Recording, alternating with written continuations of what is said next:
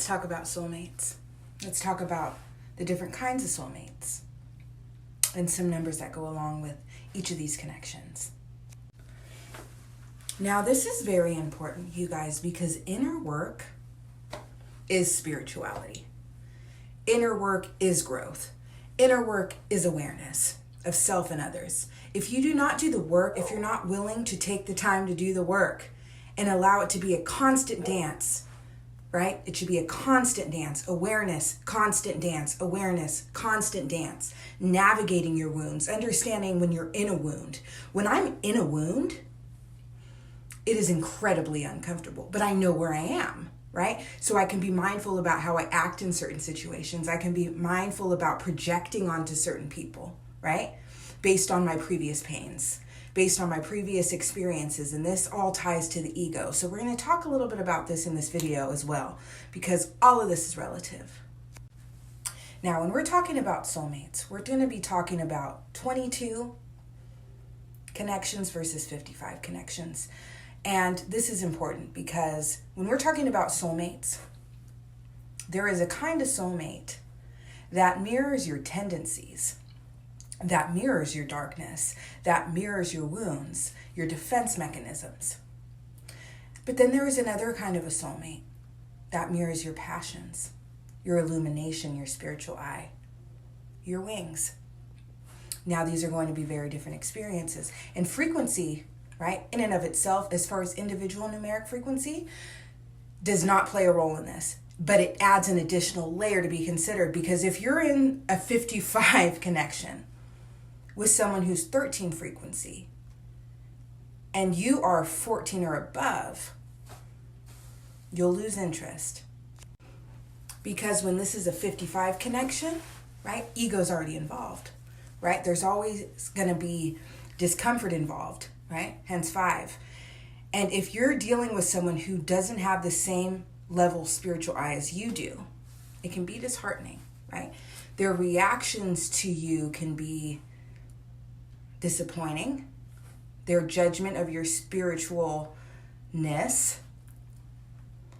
can be uncomfortable, because what we all truly desire, you guys, at the end of the day, is that 22 resonance coming from a being who mirrors our passions, our interests, our worldviews, our spiritual perspective, or is at least open to it, right? Because they have the general foundational understanding spiritually, right? To be able to reach you where you're at.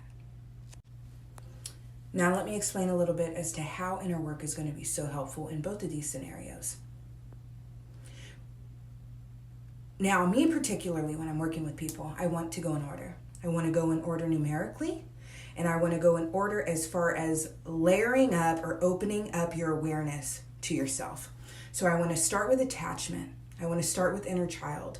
I then want to move on to, which is 2. I then want to move on to ego. I want to move on to programming. I want to move on to wounds, 5. I then want to move on to 7. I want to move on to your shadow. I want to move on to your darkness. Persona 6 pretty much speaks for itself, right? How you present, right? It's like the ascendant. I mean, it's great and all, but it speaks for itself, okay? It doesn't hold a shadow because of the nature of it, right? It's surface. Now, why is this important? This is important because when you're trying to do 23 work, in other words, breaking negative patterns, right? Leaning into the discomfort of moving in a new way, reacting in a new manner, right? All of this is 23. It is the breaking of chains. It is the releasing of stagnancy, because you are shifting. It is the number of shifts. 23 is shifts. 32 is remaining in the same mundane or negative pattern. Okay, that's holding you back. It's karmic. Now, anytime you need to do this work, this is moment by moment. This is emotion by emotion. This is reaction by reaction. Okay, this is a constant dance. Like I said before, this requires awareness, you guys. And the more awareness you hold of yourself, the better it's going to be for you. Now, why is this important in the realm of 2? Here's why. You need to understand your attachment style. You need to understand how you attach to people. Why? Because oftentimes it stems to negative tendencies in your relationship, right? If you have an anxious, insecure, or avoidant attachment style, and you want to do 23 work, you're going to lean into opposite action. You are going to intentionally allow yourself to feel uncomfortable without texting someone 1,000 times. Or you are going to intentionally allow yourself to engage and connect without being avoidant, right? Do you see how this works? You're going to intentionally sit there and do positive affirmation work when you're feeling insecure, right? I am strong. I am worthy. I am lovable. I deserve love. I am strong. I am secure. Those kinds of things, right? You're going to do the work, right, on your tendency in those moments of discomfort, but you're going to also intentionally lean into the actions that provide the discomfort. Does that make sense? Right? And 2 and 5 correlate with each other because we have inner child and we have ego. The ego is the part of the psyche that actually holds the programming because of the wound, or holds the wound itself. But the inner child is the part of us, right, that is triggered, or the part of us that feels unsafe, okay, by that wound. So it's important for you to understand this and do Roma 5 work, ego work, because if you have an abandonment wound, right, if someone's not responding to you quick enough, you might do some creepy or like clingy or unattractive things, right? Because of the discomfort. So this is another example. The more aware you are of those wounds, the more you can lean into it. Okay, I'm feeling uncomfortable right now because I have a fear of being left, right? So step into that, right? And do whatever work is needed to make you, or to distract yourself or make you feel more comfortable in those moments. That's 23 work. And then once you get to the Roma 7, once you get into the shadow work, it's more important to pay attention to your blind spots, right? And you will always be granted opportunities by your subconscious. Things always evolve.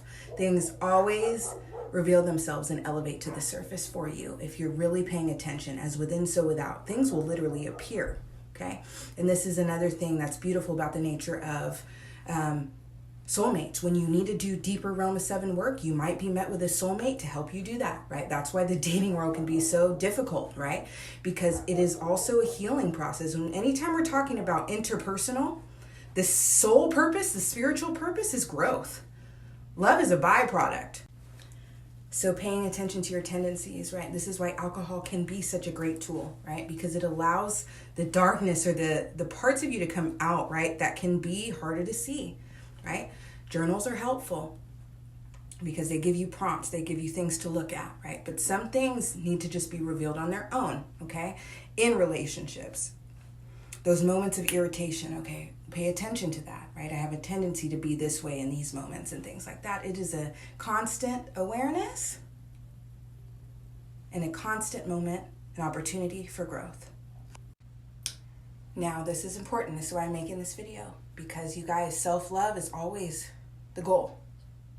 And this extends into interpersonal matters. Just because someone is a soulmate is a broad term, okay? This could simply be someone that is teaching you to better love yourself, which means you need to let them go, okay? And be able to understand what you truly deserve, what you truly crave, what you truly desire in a relationship or a connection, okay? Just because someone is a soulmate doesn't mean they're meant to stay. Every relationship is an evolutionary tool for your soul, meant to strengthen or soften, period. Every experience meant to strengthen or soften, okay? Everything is a path. Everything, everyone, everything is a path for you to grow.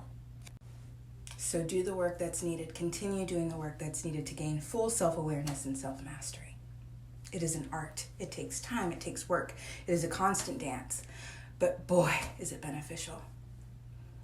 When you know you and you leave no stone unturned and no stone untended to, you will become your best self, your most integrated self. Okay? And when you do this and you truly learn to love all of who you are, you will settle for nothing less in a partner. Take care.